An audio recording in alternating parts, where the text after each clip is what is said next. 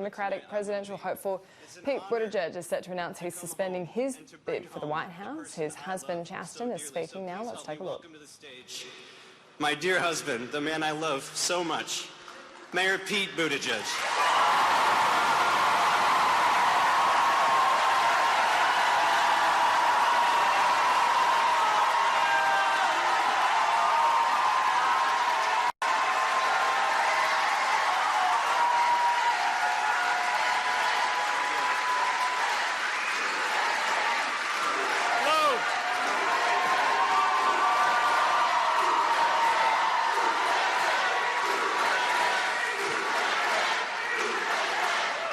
Thank you so much. We love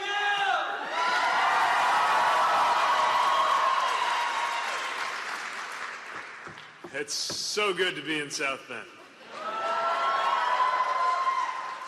Sometimes the longest way around really is the shortest way home.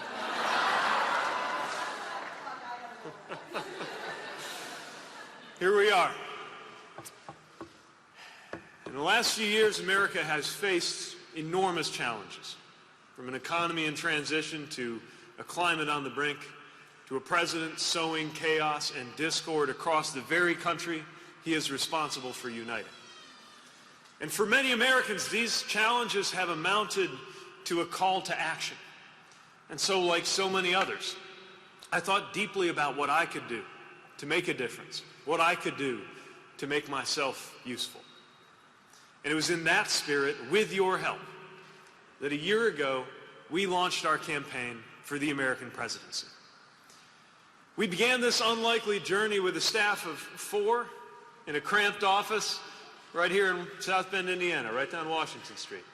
No big email lists, no personal fortune. Hardly anybody knew my name, and even fewer could pronounce it. But South Bend showed everybody what to do. First name Mayor, last name Pete, so nobody got confused.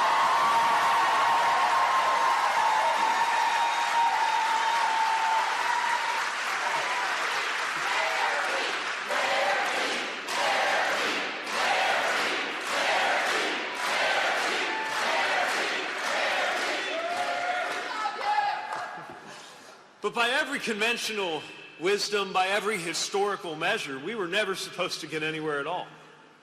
And then, as I said, that roller coaster February night a few weeks ago when Iowa shocked the nation, along that way, an improbable hope became an undeniable reality.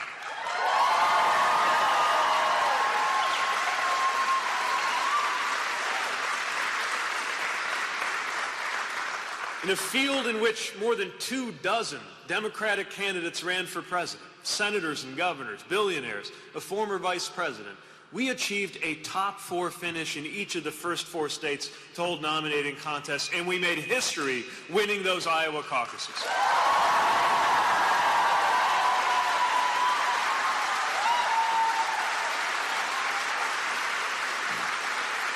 And all of that, it came about thanks to your support.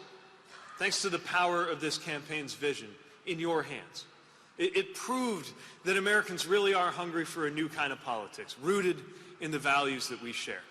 In cities, in suburbs, in rural communities, in crowds that spilled out of venues from Salt Lake City to Raleigh to Arlington, we saw Americans ready to meet a new era of challenge with a new generation of leadership. We found countless Americans ready to support a middle-class millennial mayor from the industrial Midwest, not in spite of that experience, but because of it, eager to get Washington to start working like our best-run communities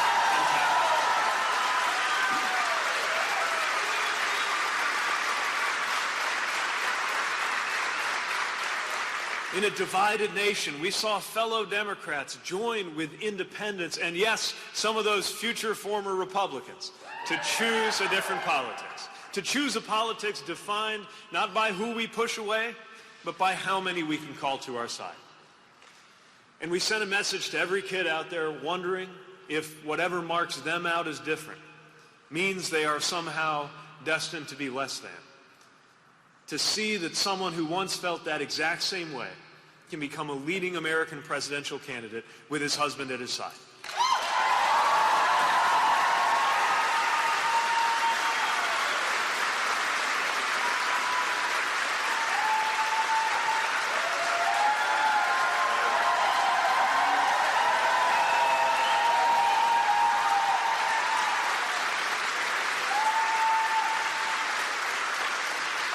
this race for a reason.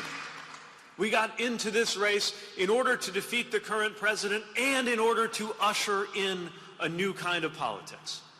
And that meant guiding our campaign by the values we like to call the rules of the road.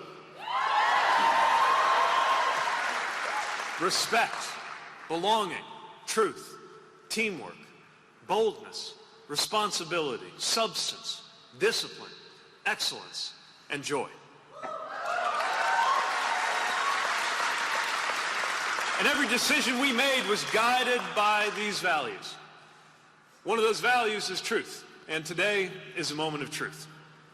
After a year of going everywhere, meeting everyone, defying every expectation, seeking every vote, the truth is that the path has narrowed to a close for our candidacy, if not for our cause. And another of those values is responsibility. And we have a responsibility to consider the effect of remaining in this race any further. Our goal has always been to help unify Americans to defeat Donald Trump and to win the era for our values.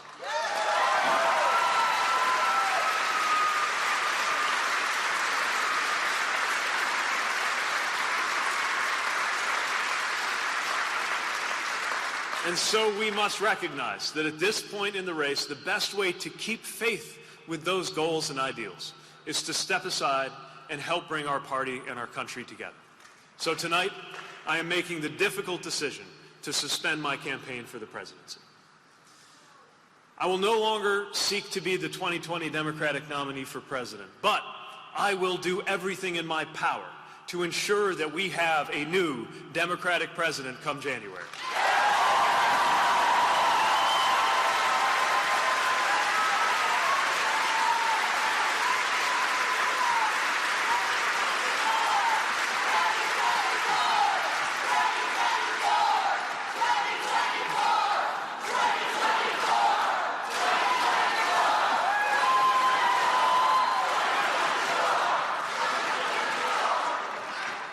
We have to, because every time this president brings partisan politics into the management of a deadly serious pandemic, or purges officials who honored their oaths of office by telling the truth, or cloaks in religious language an administration whose actions harm the least among us, the sick and the poor, the outcast and the stranger, we are reminded just how urgent it is that we change who is in the